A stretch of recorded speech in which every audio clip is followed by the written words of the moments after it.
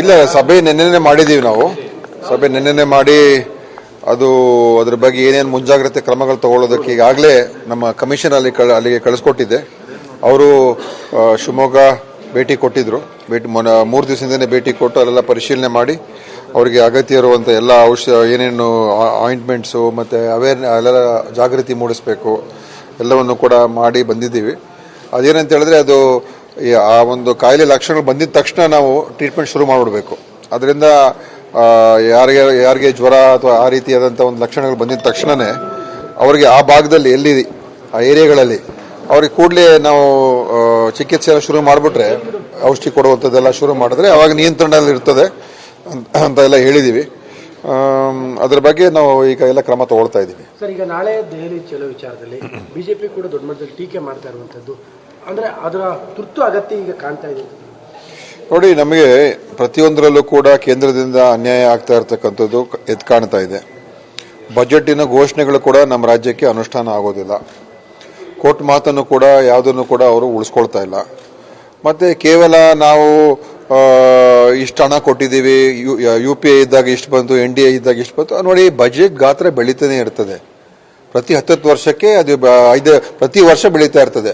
10%, 15%, 20% growth ಆಗ್ತಾನೆ ಇರ್ತದೆ. 5 ವರ್ಷಕ್ಕೆ ಡಬಲ್ ಆಗಿ ಆಗ್ತದೆ ಯಾವುದೇ ಬಡ್ಜೆಟ್.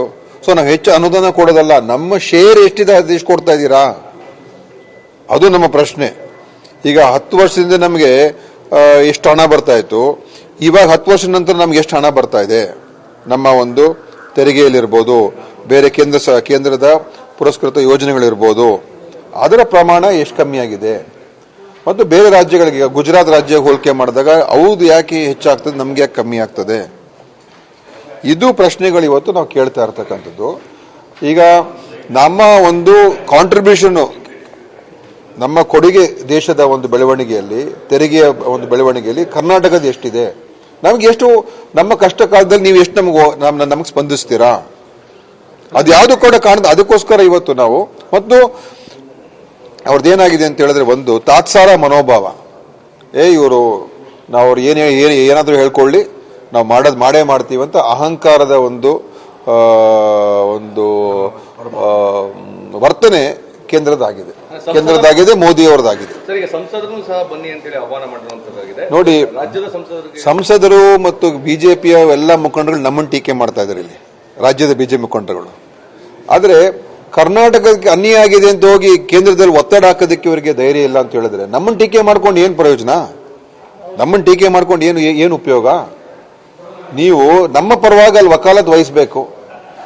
ನಮ್ಮ ಕೇಂದ್ರದ ಫೈನಾನ್ಸ್ ಮಿನಿಸ್ಟ್ರೇ ನಮ್ಮ ಕರ್ನಾಟಕ ರಾಜ್ಯದ ಪ್ರತಿನಿಧಿ. ನೀವೆಲ್ಲ MP ಗಳಿದ್ದೀರಾ, 27 MP ಗಳಿದ್ದೀರಾ ಅಲ್ವಾ.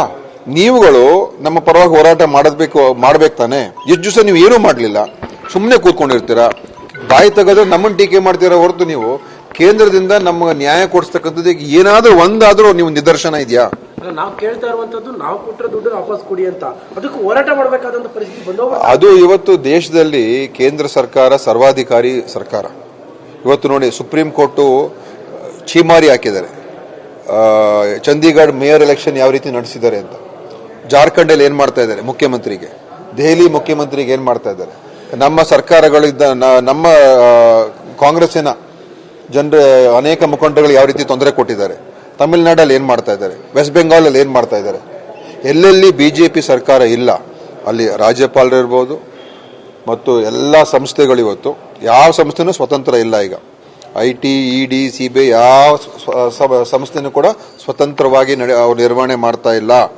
ಅವರೆಲ್ಲರನ್ನು ಕೂಡ ಇವತ್ತು ಚುನಾವಣೆ ಹತ್ರ ಬಂದಾಗ ಆ ರಾಜ್ಯಗಳಲ್ಲಿ ಹೋಗೋದು, ಆ ರಾಜ್ಯಗಳಲ್ಲಿ ಗಲಾಟೆ ಸೃಷ್ಟಿ ಮಾಡೋದು, ತೊಂದರೆ ಸೃಷ್ಟಿ ಮಾಡೋದು ಮತ್ತು ಅಲ್ಲೆಲ್ಲ ಒಂದು ಕಿರುಕುಳ ಕೊಡುವಂಥದ್ದು, ಹಿಂಸೆ ಕೊಡುವಂಥದ್ದು, ಸುಮ್ಮನೆ ಎಲ್ಲರ ಮೇಲೆ ರೇಡ್ ಮಾಡಿಸುವಂಥದ್ದು ಉದ್ದೇಶಪೂರ್ವಕವಾಗಿ ಇವತ್ತಿನ ದಿವಸ ಎಲ್ಲ ಮಾಡ್ತಾ ಇದ್ದಾರೆ. ಹೀಗಾಗಿ ಅದೇ ಇವತ್ತು ಇದು ಸ್ಪಷ್ಟವಾಗಿದೆ. ನಾವೇನು ಹೇಳ್ಬೇಕು, ಇದೇನು ವಿಮರ್ಶೆ ಏನು ಇದಕ್ಕಿಂತ ಬಿಚ್ಚಿ ಹೇಳ್ಬೇಕಾಗಿದೆ. ಇಡೀ ದೇಶಕ್ಕೆ ನಿಮಗೂ ಕೂಡ ನೋಡ್ತಾ ಇದ್ದೀರಾ.